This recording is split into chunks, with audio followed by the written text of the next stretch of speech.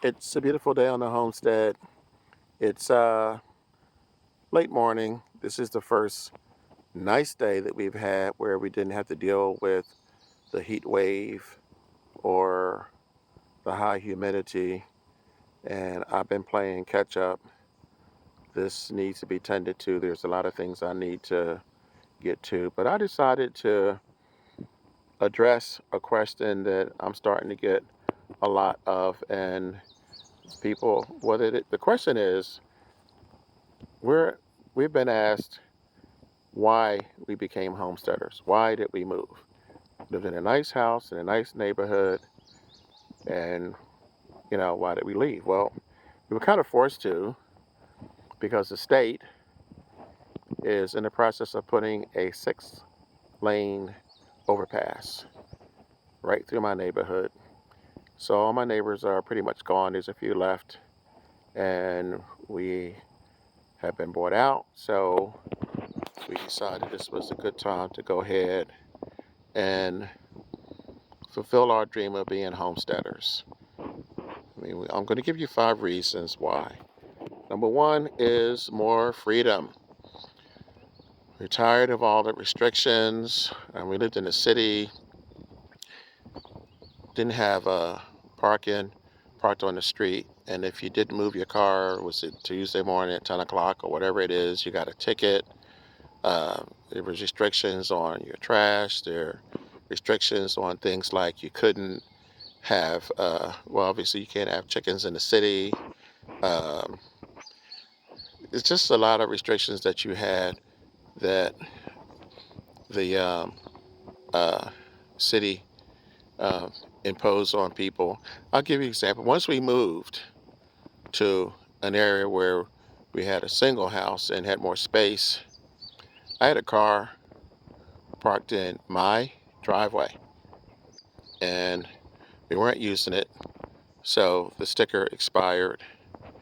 And first the city official and then the police came to the door and basically said that they were going to tow the car if we didn't get it inspected and if it wasn't insured. So how about that? In my own driveway, on my own property. So that's number one. Number two is independence. And you might think that's same as one, but it's not. Independence, basically, for me, is self-reliant.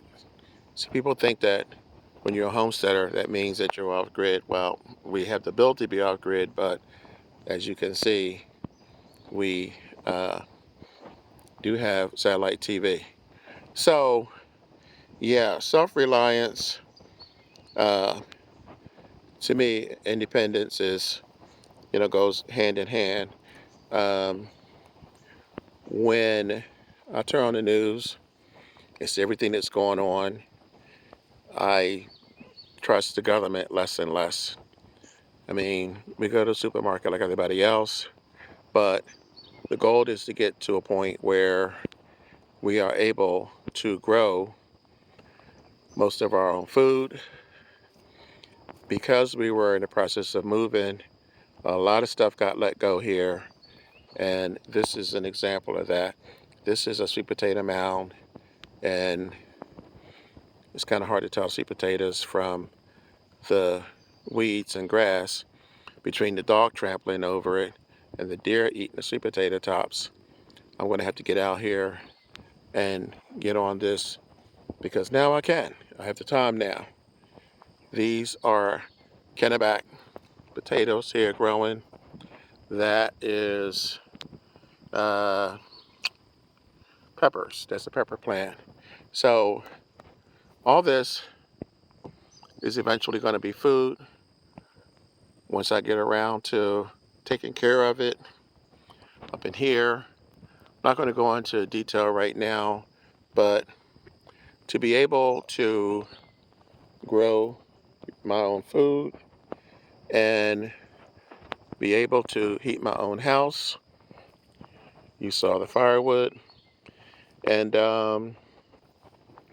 you also saw my cistern, which is my water catchment system. Not real happy with that, but I'll explain that when I do my homestead video. But that baby right there holds 2,500 gallons of water. And I've had it said, asked to me, well, is it sanitary? You know, are you going to get sick from using this water? Well, first of all, we don't drink this water. Second of all, this water is actually better than a lot of city water. The Frugal daughter and Frugal son-in-law live in Ohio, and their water was so bad, city water. They put in a filtration system, and months later, they showed me the filter. It was dark gray, almost black. So just because you're getting water from the city doesn't mean that it's pure and clean and safe to drink. So yeah, if there's no water in the city, the government, we will still have water. No problem. We're getting chickens, which you heard me mention earlier, that you can't get in the city. So, okay, chickens obviously going to give you eggs, and we're going to have ducks. Again, more eggs. Another reason why we are out here is less bills. When we were at our last spot, we had to pay, let me see, sanitation, flood insurance, homeowners insurance, uh, gas, water. I don't have any of those bills anymore. That's all a thing of the past. We get our own water. We do not have gas. We have electric, and as soon as I get the solar hooked up, then we won't even have to pay for electric. So a lot less bills. And when you grow your own food, that's also going to bring your bills down, which takes me to number 4, which is health. These are wood chips, by the way, that given to me by my neighbor slash buddy, Will. He's a tree guy. Anyway, I want you guys, after you watch this video, to look up something called the Dirty Dozen. Every year, this organization puts out the 12 worst foods. And when I say worst, I'm talking about fruits and vegetables. They come from the store, but they have so many chemicals. They are laden with so many chemicals that they're really not as good for you as you think.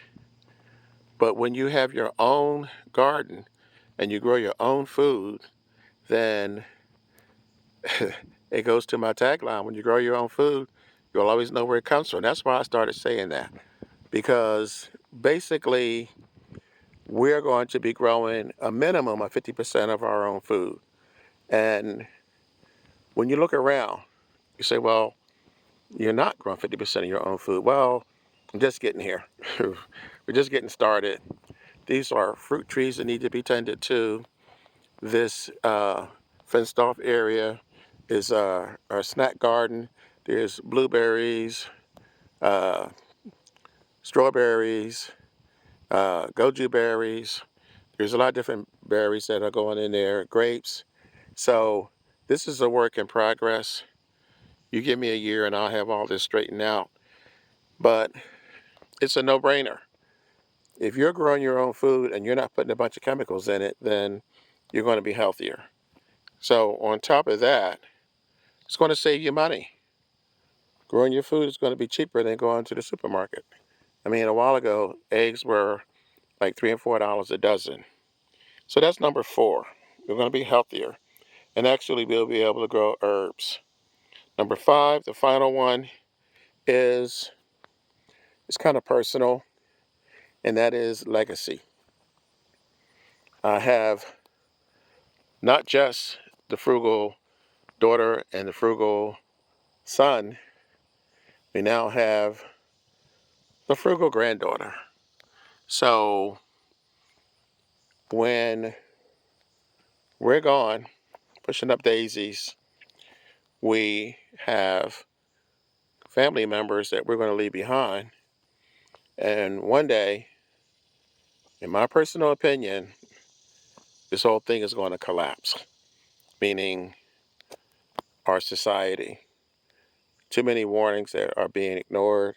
I'm not going to get on my soapbox today. I'm not going to preach to people about what they should and shouldn't do, or definitely not getting into the politics game. But if you look at almost every major society going back thousands of years, they end up collapsing.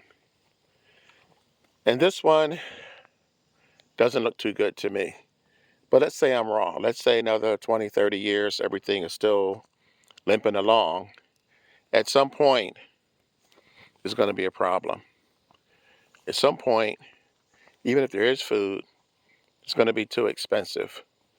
At some point, you might have civil unrest. You might have another pandemic. Who knows? This is going to be here long after I'm gone. So my children and grandchildren and great-grandchildren will have some place to go and not just survive, but live. So those are my 5 reasons why we decided to become homesteaders and give ourselves the ability to survive off-grid if we need to. So again, we're partially off-grid now, just partially, but within 6 months to a year, I'm going to have us into the position where we can go off-grid whenever we want. So that's it for now. I am here full time. I'm starting to make a bunch of videos. I'm playing catch up.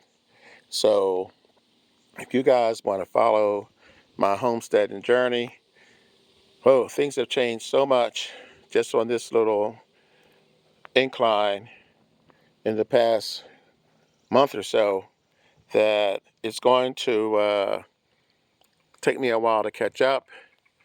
This is a small portion of our 4.5 acres. I'm going to be transforming as I go. This is going to be a 2 to 3 year project. I hope you follow along. I hope you subscribe. I hope that you continue to watch these videos. It's going to be interesting. I mean, already I've had some surprises, so please subscribe and hit that like button so I'll know that you're actually enjoying or at least paying attention to what I'm doing. I'm the Frugal Gardener. You guys have a wonderful day. And remember, when you grow your own food, you'll always know where it comes from. I'll catch you on the next video in a day or two.